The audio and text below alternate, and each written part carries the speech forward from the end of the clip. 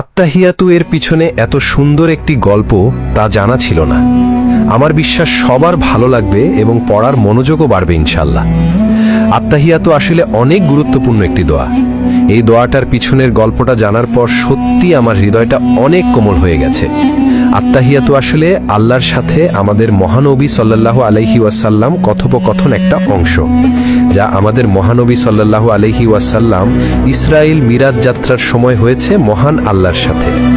মহানবী সাল্লাল্লাহু আলাইহি ওয়াসাল্লাম যখন আল্লাহর সাথে কথোপকথন শুরু করে তখন আল্লাহকে আসসালামু আলাইকুম বলেননি, তাহলে কি বলেছিল? কারণ আমরা মহান আল্লাহকে বলতে পারবো না আল্লাহ আপনার উপর শান্তি নাজিল হোক, কারণ আল্লাহ নিজেই একমাত্র পৃথিবীর সকল শান্তির এবং রহমতের উৎপত্তিস্থল। মহানবী সাল্লাল্লাহু আলাইহি ওয়াসাল্লাম আল্লাহকে উদ্দেশ্য করে বলেছিলেন, আত্তাহিয়াতু লিল্লাহি ওয়াসসালাওয়াতু ওয়াত-তাইয়্যিবাতু, অর্থ যাবতীয় সম্মান, যাবতীয় উপাসনা ও যাবতীয় পবিত্র বিষয় আল্লাহর জন্য।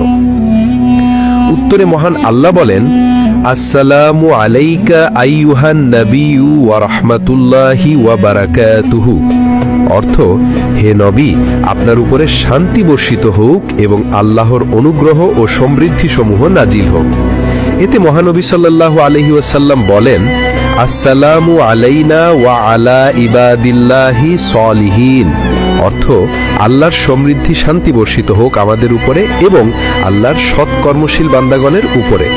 মহান আল্লাহ এবং মহানবী সাল্লাল্লাহু আলাইহি ওয়াসাল্লাম এই কথোপকথন শুনে ফেরেশতারা বলেন, আশহাদু আল্লা ইলাহা ইল্লাল্লাহু ওয়া আশহাদু আন্না মুহাম্মাদান আবদুহু ওয়া রাসূলুহু।